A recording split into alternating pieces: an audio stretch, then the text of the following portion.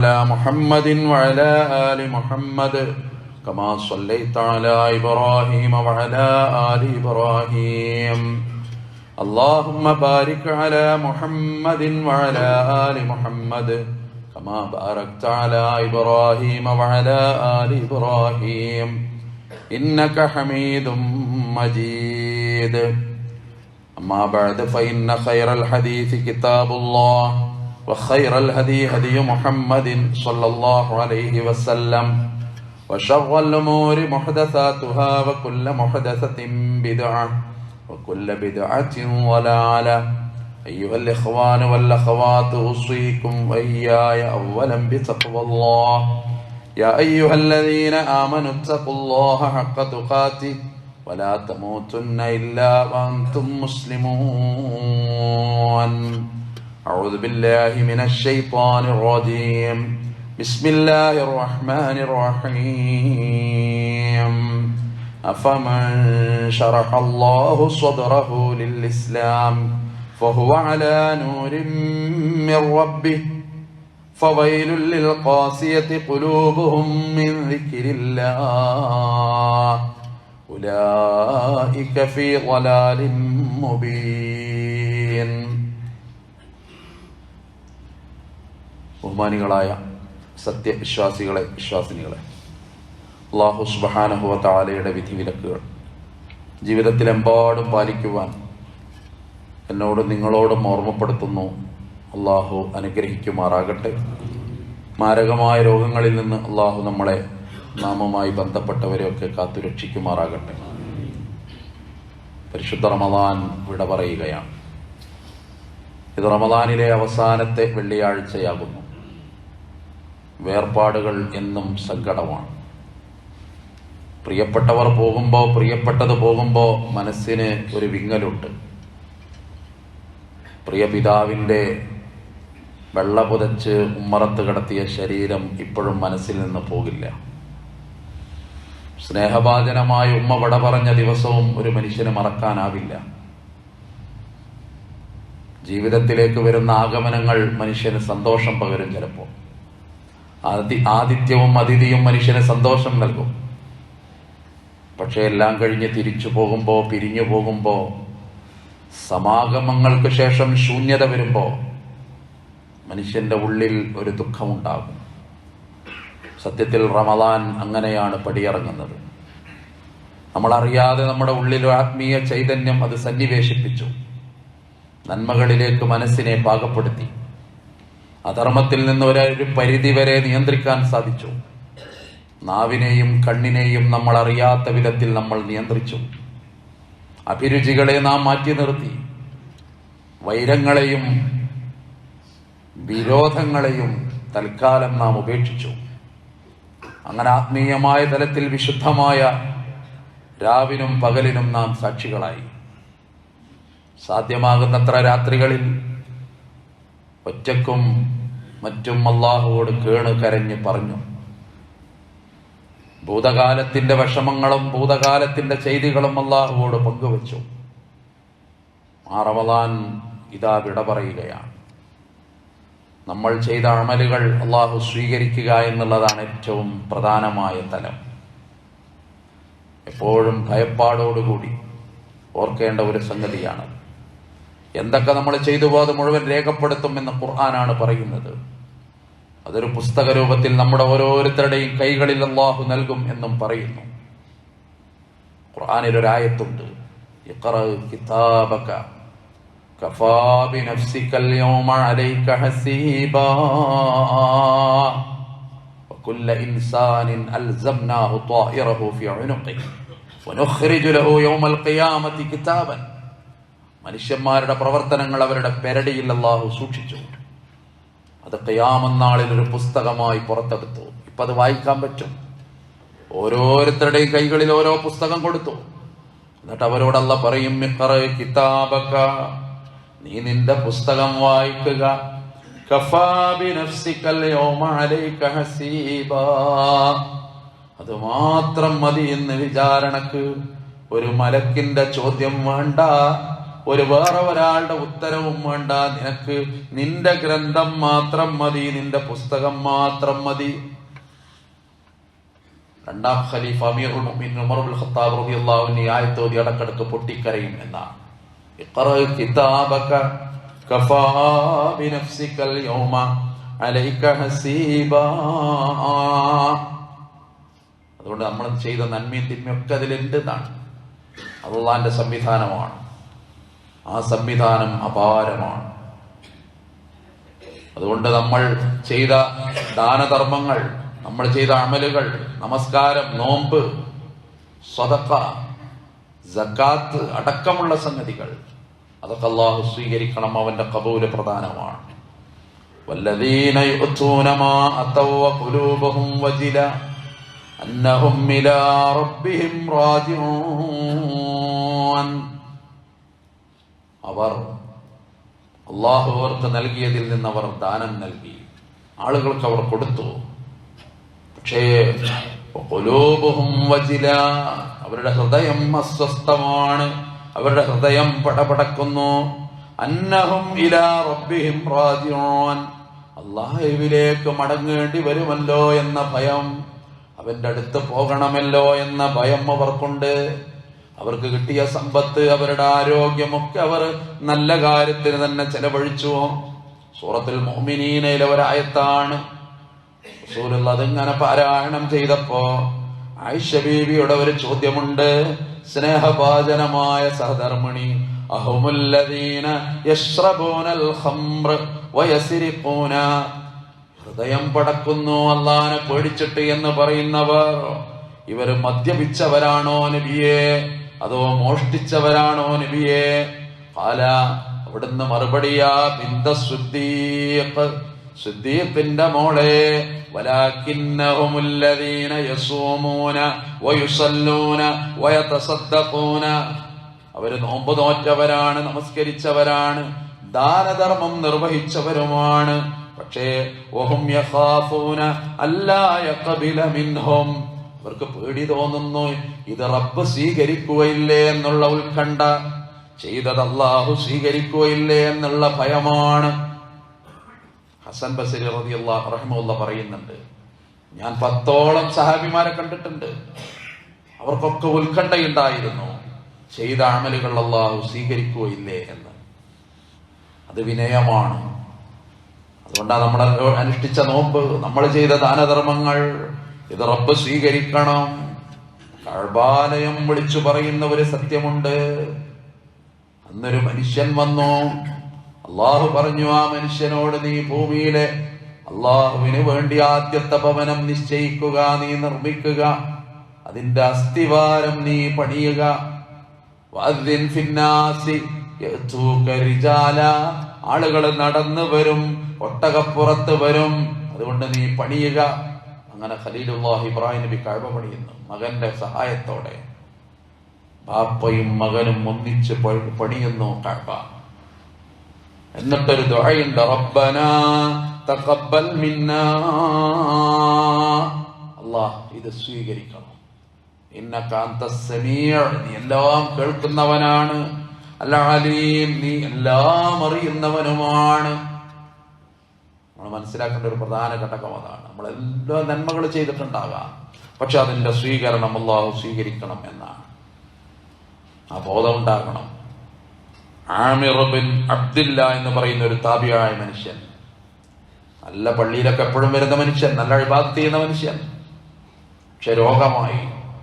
ഡോക്ടർമാർ പറഞ്ഞു അയാളോട്, വൈദ്യന്മാർ പറഞ്ഞു, നിങ്ങൾ ഇനി ഒറ്റക്കൊന്നും പോകാൻ പാടില്ല, നടക്കാൻ പാടില്ല, മക്കളെയും പ്രിയപ്പെട്ടവരുടെയും കണ്ണ് വെട്ടിച്ചിട്ട് ആ മനുഷ്യൻ പള്ളിയിൽ വരും എന്നാണ്. കാരണം അവര് പറയും നിങ്ങൾ പോണ്ട, അവരുടെ സഹായം വേണം എപ്പോഴെങ്കിലും പോകണമെങ്കിൽ. അപ്പൊ അവർക്ക് എപ്പോഴും പറ്റിക്കൊള്ളണമെന്നില്ല.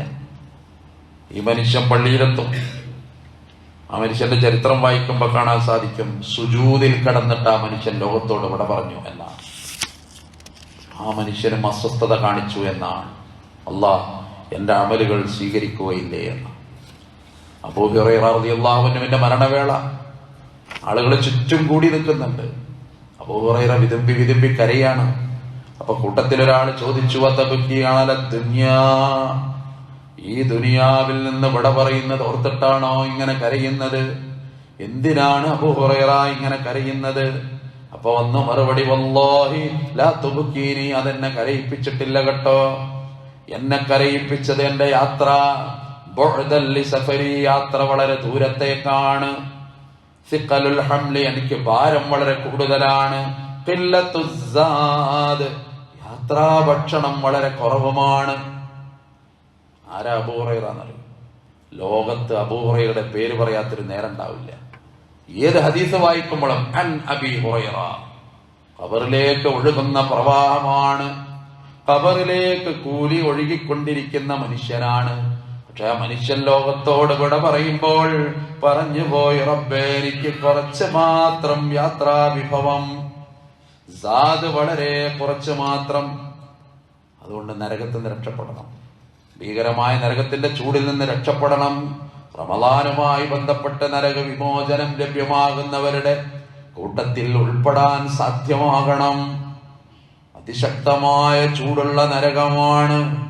ഈ ചൂടിനേക്കാൾ 70 ഇരട്ടി ചൂടെന്ന് പഠിപ്പിച്ചപ്പോൾ സഹാബികൾ പറയും, ഇത് തന്നെ ധാരാളമാണ്. തബൂക്കിലേക്ക് യാത്ര പോകണം കൽപ്പന വന്നു. സഹാബത്തിനോട് റസൂലുള്ള പറഞ്ഞു, യാത്ര തുടരുക, പുറപ്പെടുക, യുദ്ധമാണ്. ആ കാലം വന്ന് ഭീകരമായ ചൂട്, അങ്ങനത്തെ ഒരു ചൂട് മദീന അതിനു മുന്നെയോ ശേഷമോ കണ്ടിട്ടില്ല. മണൽത്തരികൾ പോലും അങ്ങേയറ്റം തളച്ചു നിൽക്കുന്ന നേരം, ചൂടുള്ള കാറ്റ്, സൂര്യൻ കത്തിജ്വലിക്കുന്നു. അവര് യാത്ര തുടങ്ങി. പോകുമ്പോ കപടവിശ്വാസികൾ അവരെ ഉള്ളിൽ ഫിത്തനപ്പെട്ടു. എങ്ങട്ടാ പോണതിലാ തംഫിറോ ഹറാ, ഈ ചൂട് കാലത്തൊന്നും ഒരു യാത്ര പറ്റൂല, എന്ത് ചൂടാ. പക്ഷെ അവര് പോവുക. അള്ളാന്റെ റസൂല് പറഞ്ഞ് അവനെ പോയി. ആദ്യ വഴിയിലെത്തി. 2 സഹാബിമാര് വരുന്ന്, അവര് നബിയുടെ അടുത്ത് വന്ന് കരഞ്ഞു, അള്ളാന്റെ റസൂലേ എന്തൊരു ചൂടാണ്, ഞങ്ങൾക്ക് താങ്ങുന്നില്ല, അതുകൊണ്ട് ഈ യാത്ര വന്ന് മാറ്റിവെക്കാനാകുമോ? റസൂലുള്ള ആകെ സ്തബ്ധനായി പോയ ഒരു നിമിഷമാണ്. മൂസാ നബിയുടെ അനുയായികൾ എപ്പോഴും ആ മൂസാ നബിയെ കഷ്ടപ്പെടുത്തിയിട്ടുണ്ട്. നിർബന്ധമായിട്ട് യുദ്ധത്തിന് പോകുമ്പോ അവര് പറഞ്ഞു, നീ പോയിക്കോ, ഞങ്ങളില്ല, ഞങ്ങൾ ഇവിടെ വിശ്രമിക്കട്ടെ. പക്ഷെ എന്റെ അനുയായികൾ ഇതേവരെ അങ്ങനെ പറയൂല. അത്രമേൽ അവര് ഈ നബിയെ ഏറ്റുവാങ്ങിയവരാണ്. പക്ഷെ അവരെന്റെ നാവുന്നാ വന്നത്, ഒരു വിശ്രമം വേണം, ഒന്ന് മാറ്റിവെക്കണം യാത്ര. അത് നബിയെ വല്ലാതെ ഭയപ്പെടുത്തി. പക്ഷേ അടുത്ത നിമിഷം ജിബ്രീൽ വരണം, അത് നിയമമാണ്. ചിറകടി മുഴങ്ങണം, ആ നെറ്റിത്തടം വിയർക്കണം. റസൂലുള്ളാന്റെ ഒരായത്ത് കൂടി വരണം, ഓതിക്കൊടുക്കണം നബിയെ അവർക്ക്. ഖുൽ നാറു ജഹന്നമ അശദ്ദു ഹർറാ, നരകത്തിന്റെ ചൂട് ഈ ചൂടിനേക്കാൾ ഒരുപാട് ഇരട്ടിയാണ്. പിന്നെ ഞങ്ങളൊന്നും മുണ്ടിയില്ലാന്ന് അവര് പറയും. മദീന തബൂക്ക് വരെ വേച്ച് ഞങ്ങൾ അങ്ങനെ നടന്നുപോയി എന്നാണ്. ആ നരകത്തിൽ നിന്ന് അല്ലാഹു നമ്മളെ കാത്തുരക്ഷിക്കുമാറാകട്ടെ. അവിടെയാണ് അനുഗ്രഹീതമായ സ്വർഗം. വിശ്വാസികൾക്ക് കടന്നു പോകാനുള്ള, പ്രത്യേകിച്ച് നോമ്പുകാരന്റെ റയ്യാൻ എന്ന മനോഹരമായ കവാടത്തിലൂടെ കടന്നു ചെല്ലാനുള്ള സ്വർഗം. അഅദ്ദല്ലാഹു ലഹും ജന്നാത്തിൻ തജ്രി മിൻ തഹ്തിഹൽ അൻഹാർ, താഴ്ഭാഗങ്ങളിലൂടെ അരുവികൾ ഒഴുകുന്ന മനോഹരമായ സ്വർഗം അല്ലാഹു ഒരുക്കി വെച്ചിരിക്കുകയാണ്. ഖാലിദീന ഫീഹാ, ശാശ്വതമായിട്ട് അവിടെ പാർക്കുകയാണ്.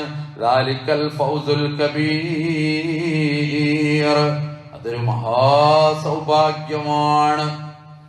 ആ ഭാഗ്യം അല്ലാഹു നമുക്ക് ഓരോരുത്തർക്കും പ്രദാനം ചെയ്യുമാറാകട്ടെ. ഖുർആൻ പറയാം,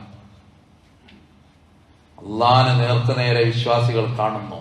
ഖുർആൻ, ഇന്നക്കും സതറൗന റബ്ബക്കും കമാ തറൗന ലൈലത്തൽ ബദർ, 14 രാവിന്റെ പൂർണ്ണചന്ദ്രനെ നിങ്ങൾ കാണുന്ന പോലെ, നിങ്ങൾ ആകാശത്ത് നോക്കിക്കാണുന്ന പോലെ നിങ്ങൾ സ്വർഗത്തിൽ അല്ലാഹനെ കാണുമെന്നാണ് ഖുർആൻ പറയുന്നുണ്ട്. റസൂലുള്ളാഹിന്റെ വാക്ക. പരിശുദ്ധ ഖുർആൻ പറയാ, വുജൂഹി യൗമഇദിൻ മുസ്ഫിറ, അന്ന് ചില മുഖങ്ങൾ പ്രസന്നമാണ്, പ്രസന്നമായ മുഖങ്ങൾ. മുസ്ഫിറ ളാഹിഖത്തും മുസ്തബ്ശിറ, ചിരിക്കുന്ന മുഖങ്ങൾ, സന്തോഷം തൂകുന്ന മുഖങ്ങൾ. വുജൂഹു യൗമൈദിൻ നാളിറത്തുൻ ഇലാ റബ്ബിഹാ നാളിറ, അവരവരുടെ രക്ഷിതാവിനെ ഇങ്ങനെ നോക്കി നിൽക്കുകയാണ്. ഇനി നിങ്ങൾക്ക് എന്ത് വേണം? അല്ലാഹുവിന്റെ ചോദ്യം. അവര് പറയും, ഇനി ഞങ്ങൾക്ക് എന്ത് കിട്ടാൻ? എല്ലാ സൗകര്യവും നീ തന്നില്ല റബ്ബേ. പെട്ടെന്ന് ഒരു വിരി മാറും നീങ്ങുന്ന പോലെ ഒരു കർട്ടനങ്ങ് നീങ്ങും. അവരല്ലാഹുവിനെ നേർക്ക് നേരെ നോക്കിക്കാണും. അതാ റസൂലുള്ളാഹി പറഞ്ഞതിൽ സ്വാഇമി ഫർഹത്താനി, നോമ്പുകാരന് രണ്ട് സന്തോഷമാണ്. ഫർഹത്തുൻ ഇൻദ ഫിത്റതിഹി, അവൻ നോമ്പ് തുറക്കുന്ന നേരത്തുള്ള സന്തോഷം. വഫർഹത്തുൻ ഇൻദ ലിഖാഇ റബ്ബിഹി, അവന്റെ റബ്ബിനെ കണ്ടുമുട്ടുന്ന നേരത്തുള്ള സന്തോഷം. നോമ്പുകാരൻ അവന്റെ റബ്ബിനെ കണ്ടുമുട്ടുന്ന നേരത്തുള്ള സന്തോഷമാണ്. ഈ രണ്ട് സന്തോഷം നോമ്പുകാരന്. ആ രണ്ട് സന്തോഷവും ഏറ്റുവാങ്ങാൻ അള്ളാഹു നമുക്ക് തൗഫീഖ് തന്ന് അനുഗ്രഹിക്കുമാറാകട്ടെ. അതുകൊണ്ട് നല്ല വാക്ക് പറയണം, നന്മകൾ ചെയ്യണം, നല്ല ഹൃദയമുണ്ടാകണം. വാക്ക് ഒരു തണൽ മരമാണ്. നമ്മൾ മനസ്സിലാക്കേണ്ട ഒരു സംഗതിയല്ലേ അത്. നമ്മളെ സുഹൃത്തൊരു കച്ചവടം തുടങ്ങുകയാണ്, നമ്മളോട് അഭിപ്രായം ചോദിച്ചു. അപ്പൊ നമ്മളെ അഭിപ്രായം എന്താ? അത് തുടങ്ങിയിട്ട് കാര്യമില്ല, എത്ര ആൾക്കാർ കൂട്ടിപ്പോയില്ലെന്ന്. അതോടുകൂടി അവന്റെ മനസ്സ് പോയില്ലേ. അവനൊരു മോട്ടിവേഷൻ കൊടുക്കണം, അവനൊരു പ്രചോദനം കൊടുക്കണം. ഭാര്യ ഭർത്താവിന് കൊടുക്കണം, ഭർത്താവ് ഭാര്യക്ക് കൊടുക്കണം, പിതാവ് മക്കളിന് കൊടുക്കണം, മക്കൾ പിതാക്കൾക്ക് കൊടുക്കണം. നല്ല വാക്ക് പറയണം.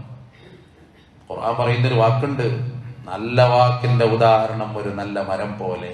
മസലു കലിമത്തിൻ ത്വയ്യിബ കശജറത്തിൻ ത്വയ്യിബ. നോമ്പുകാരൻ നല്ല വാക്കേ പറയാവൂ, ജീവിതത്തിൽ നല്ല വാക്കേ നമ്മൾ പറയാവൂ. റസൂലുള്ളാഹിന്റെ അടുത്ത് ജിബ്രീല് വരുന്നുണ്ട്. ജിബ്രീല് വന്നിട്ട് പറയാണ്, നബിയേ, നിങ്ങളെ ഖദീജ വരുന്നുണ്ട്, നിങ്ങൾക്കുള്ള ഭക്ഷണവുമായിട്ട് ഖദീജ ദൂരെ നിന്ന് വരുന്നുണ്ട് നബിയേ. നബി അത്ഭുതം കൂറി ജിബ്രീലാണ് വന്ന് പറയുന്നത്. എന്നിട്ട് ജിബ്രീൽ ഒന്നുകൂടി പറഞ്ഞു, ആ ഖദീജയോട് എന്റെ സലാം അറിയിക്കണം നബിയേ.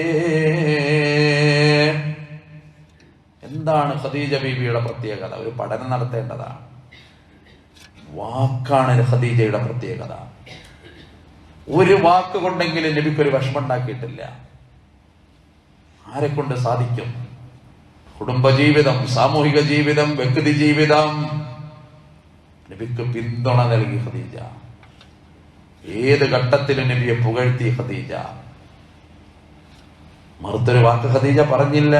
വഹയിന്റെ ആദ്യ രാത്രി മുതൽ തുടങ്ങി, അതിന് മുന്നേ അങ്ങനെ തന്നെ, എപ്പോഴും അങ്ങനെ. പ്രബോധനം തുടങ്ങിയ കാലത്താണ് അവര് കളിയാക്കിയ നബിയെ. ഒന്നുമില്ലാത്ത അങ്ങനെ വന്നിക്കുക നബിയാണെന്നും പറഞ്ഞിട്ട്. ഇവിടെ എത്ര പണക്കാരുണ്ട്. ഖുറൈശികൾ പരിഹസിച്ചു. അത് സഹിച്ചില്ല. ഖുവൈലിദിന്റെ മകൾക്ക് ജനങ്ങൾക്കിടയിലേക്ക് ആവർത്തക പ്രമാണി ഇറങ്ങി വന്നു. എന്നിട്ടൊരു പ്രഖ്യാപനമുണ്ട്, എന്റെ സ്വത്ത് മുഴുവൻ ഞാൻ നൽകി എന്റെ മുഹമ്മദിന്. ഇന്ന് മുതൽ മുഹമ്മദിനെ നിങ്ങൾ ഫഖീർ എന്ന് പറയരുതേ. അതാണ് നബി പറഞ്ഞത്. ഖദീജയുടെ ധനം എനിക്ക് ഉപകാരപ്പെട്ട പോലെ ഒരാളുടെ ധനവും എനിക്ക് ഉപകാരപ്പെട്ടിട്ടില്ല. ആലോചിച്ച് നോക്കണം നമ്മൾ. ഏത് നേരത്തും ഖദീജ പ്രചോദന കൊടുത്തത്. നല്ല വാക്ക്. വിഷമം പ്രയാസമൊക്കെ ഉണ്ടാകും ജീവിതത്തില്, പക്ഷെ വാക്കുകൾ നന്നാക്കണം. സമൂഹ ജീവിതത്തിൽ പ്രത്യേകിച്ചും നമ്മുടെ ഒരു വാക്കുകൊണ്ട് ഒരു നന്മ മുടങ്ങിയാൽ ഖിയാമം വരെ ഖബറിൽ കിടക്കുമ്പോൾ ശിക്ഷ എങ്ങനെ വരും എന്ന് മറക്കണ്ട. അല്ലെ, എത്ര നന്മകൾ നമ്മളെ വാക്കുകൊണ്ട് നമ്മൾ മുടക്കിയിട്ടുണ്ടാകണം. നമ്മളൊരു വാക്കുകൊണ്ട് ഒരു നന്മ സ്ഥാപിക്കപ്പെട്ടാൽ അതിന്റെ പ്രതിഫലം എത്ര വരുന്നുണ്ടാകണം. അതുകൊണ്ട് റമദാൻ വിട പറയുമ്പോ ഒരു നല്ല മനുഷ്യനായിട്ട് നമ്മൾ മാറുകയാണ്. ഇനി വയ്യാത്ത ഹറാമ് ചെയ്യാൻ ഇനി മാറും. ഭീകരമായ ലഹരിയുടെ നീരാളിപ്പിടുത്തമുള്ള പുതിയ കാലത്ത്, അടുത്ത തലമുറയെ ഭീതിയോടുകൂടി രക്ഷിതാക്കൾ നോക്കി നിൽക്കുന്ന കാലത്ത്, പാഠശാലയിൽ നിന്ന് മകൾ വരുന്നത് വരെ കണ്ണ് പൂട്ടാതെ ഇരിക്കുന്ന പുതിയ കാലത്ത് ആ അധ്യാപനങ്ങൾ എത്ര മനോഹരമായിരുന്നു. ദീന് എത്ര സുന്ദരമായിരുന്നെന്ന് ബോധ്യമാണ്. അതുകൊണ്ട് പരിശുദ്ധ റമദാൻ, അതിൻ്റെ നന്മകൾ അത് നമുക്ക് ഏറ്റുവാങ്ങാൻ സാധിക്കണം. ഫിത്ർ സക്കാത്ത് ഓരോരുത്തരും നിർബന്ധമായി നിർവഹിക്കണം. തുഹ്റത്തൻ ലിസ്വായിം വതുഅ്മത്തൻ ലിൽ മസാകീൻ, പാവപ്പെട്ടവൻ അന്നം. നിങ്ങളെ നോമ്പിന്റെ വിശുദ്ധി, ദീനിന്റെ ഒരു വിശാലമായ തലം പഠിക്കുമ്പോൾ നമ്മൾ അത്ഭുതപ്പെടും. എത്ര സംഗതികൾ അന്നവുമായി ബന്ധപ്പെട്ട് മതം പഠിപ്പിച്ചു. എത്ര, ഒന്നും രണ്ടും അല്ല, ഒരുപാട്. സത്യം ചെയ്തു, നടപ്പാക്കാൻ കഴിഞ്ഞില്ല, കഫാറത്ത് കൊടുക്കണം. ആ കഫാറത്തിൽ പറയുന്ന ഒന്നാമത്തെ സംഗതി 10 പേർക്ക് ഭക്ഷണം കൊടുക്കണം. നിങ്ങൾ നേർച്ച നേർന്നു, നിങ്ങൾക്ക് നടപ്പാക്കാൻ കഴിഞ്ഞില്ല, അപ്പോഴും കഫാറത്ത് കൊടുക്കണം. അതും ഇതേ കഫാറത്ത്, 10 പേർക്ക് അന്നം കൊടുക്കണം. നോമ്പിന്റെ പകലിൽ ഭാര്യയുമായിട്ട് ബന്ധം നടത്തി, അങ്ങനെ പാളിപ്പോയി, ചിലപ്പോൾ മനുഷ്യ സഹജമാണ്. ഇതിനെന്താ പരിഹാരം? 60 പേർക്ക് അന്നം കൊടുക്കണം. 60 പേർക്ക് അന്നം കൊടുക്കണം. രോഗം കൊണ്ടോ മറ്റോ നമ്മുടെ നോമ്പ് നഷ്ടപ്പെടുന്നുവെങ്കിൽ അതിന് ഫിദിയ കൊടുക്കണം. അതും മറ്റുള്ളവന്റെ അന്നമാണ്. നോമ്പ് തുറപ്പിക്കുമ്പോൾ അന്നം കൊടുക്കുന്നതും പുണ്യമാണ്. മനുഷ്യന്റെ വിശപ്പടക്കാൻ ഇത്ര നല്ല ഒരു സിദ്ധാന്തം ലോകത്ത് വന്നിട്ടില്ല. അതാണ് പരിശുദ്ധ ദീൻ. അവിടെയാണ് തുഹറത്തൻ ലിസ്വായിമി വതുഅ്മത്തൻ ലിസ്വായിം, തുഹറത്തൻ ലിസ്വായിമി വതുഅ്മത്തൻ, പാവപ്പെട്ടവന് തുഅ്മത്തൻ ലിൽ മസാകീൻ, പാവപ്പെട്ടവന് ഭക്ഷണം, നോമ്പുകാരന് വിശുദ്ധി. ആ തലത്തിലേക്ക് പോകണം. അതുകൊണ്ട് റമദാൻ വിട പറയുന്നു. ആരൊക്കെ അടുത്ത വർഷം നമുക്കറിയില്ല. ഓരോ റമദാൻ വരുമ്പോഴും നമ്മളത് ഓർക്കാറുണ്ട്. കഴിഞ്ഞ റമദാനിലുള്ള പലരും ഇപ്പോൾ 6 അടി മണ്ണിൽ കിടക്കുന്നു. അടുത്ത റമദാനിൽ എത്ര പേര് 6 അടി മണ്ണിൽ കിടക്കും നമുക്കറിയില്ല. റമദാൻ എപ്പോഴും വരും.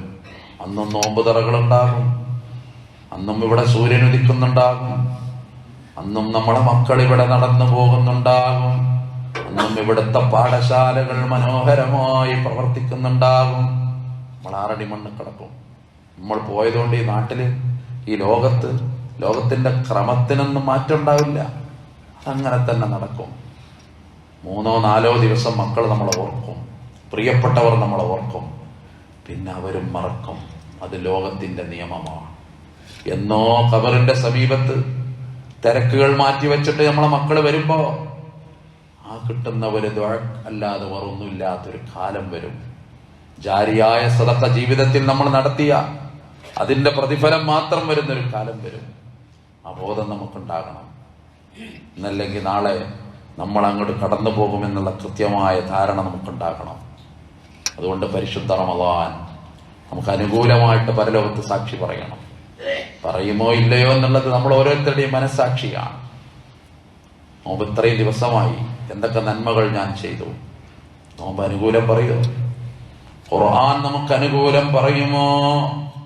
2 ശുപാർശകൾ പറയുന്നുണ്ടല്ലോ നോമ്പുമായി ബന്ധപ്പെട്ട്. നോമ്പും ഖുർആനും അല്ലാഹുവിന്റെ മുമ്പിൽ സാക്ഷി പറയുമെന്നാണ്. ഖുർആൻ പറയുന്ന വർത്താനം എന്താ? യാ റബ്ബ്, അവൻ എനിക്ക് വേണ്ടി ഉറക്കമൊഴിച്ചു, അവൻ എനിക്ക് വേണ്ടി ഉറക്കമൊഴിച്ചു. അങ്ങനെ ഉണ്ടാവുമെന്ന് നമ്മൾ ആത്മപരിശോധന നടത്തുക. ഒരു രാത്രിയെങ്കിലും, ഒരിറ്റ് കണ്ണീരെങ്കിലും 2 കണ്ണുകളെ നരകം സ്പർശിക്കുകയില്ല. പുണ്യ നബി സല്ലല്ലാഹു അലൈഹി വസല്ലം പറയാം, അള്ളാനെ ഓർത്തിട്ട് ഇറ്റ് വീണ ഒരു കണ്ണുനീർ, അവന്റെ ശിക്ഷ ഓർത്ത്, അവന്റെ കാരുണ്യം ഓർത്ത്, അള്ളാനെ ഓർത്തിട്ട് ഒരു ഇറ്റ് കണ്ണീരിന് വീണാൽ ആ കണ്ണ് നരകത്ത് കിടക്കൂല. വഅയ്നുൻ ബാത്തത്ത്, വേറെ ഒരു കണ്ണ്, ആ കണ്ണ് അള്ളാന്റെ മാർഗത്തിൽ ഉറക്കമൊഴിച്ച കണ്ണാണ്. അങ്ങനത്തെ ഒരു കണ്ണ് ചിലപ്പോ യുദ്ധമാകാം, അതിനുവേണ്ടി ഉറക്കമൊഴിച്ചതാകാം, അതല്ലെങ്കിൽ ദഅവയാകാം, അല്ലെങ്കിൽ ദീനീ പ്രവർത്തനങ്ങളാകാം, അല്ലെങ്കിൽ നേരത്തെ പറഞ്ഞ ഖുർആനുമായി ബന്ധപ്പെട്ടതാകാം. അങ്ങനെ നന്മക്ക് വേണ്ടി ഉറക്കമൊഴിച്ചൊരു കണ്ണ് അതുണ്ടോ? ആ 2 കണ്ണിനെയും അല്ലാഹു ഐനാനി, ആ 2 കണ്ണും നരകം സ്പർശിക്കുകയില്ലെന്ന് പരിശുദ്ധ നബി സല്ലല്ലാഹു അലൈഹി വസല്ലം. അതുകൊണ്ട് ആ നരകത്തിൽ നിന്ന് രക്ഷ കിട്ടണം. അനുഗ്രഹീതമായ സ്വർഗലോകത്ത് നമുക്ക് എത്തിച്ചേരാൻ സാധിക്കണം. അള്ളാഹു ആ സ്വർഗത്തിലെത്താൻ നമുക്കൊക്കെ തൗഫീഖ് തന്ന് അനുഗ്രഹിക്കുമാറാകട്ടെ.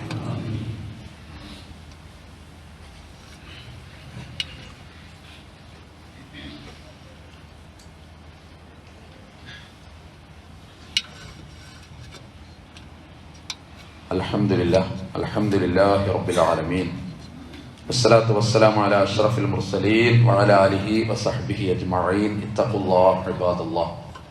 ബഹുമാന്യ സഹോദരി സഹോദരന്മാരെ, ഒരിക്കൽ കൂടി തഖ്വ കൊണ്ട് വസിയത്ത് ചെയ്യുന്നു. റമദാനാണ് വിട പറയുന്നത്. തീർച്ചയായും അത് വലിയ സങ്കടമുണ്ടാക്കുന്ന സംഗതിയാണ്.